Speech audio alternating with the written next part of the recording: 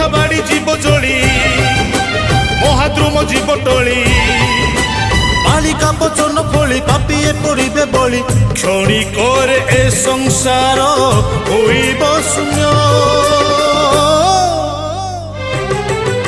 আইসি পাহাচে খেলিব মিন আইসি পাহাচে খেলিব মিন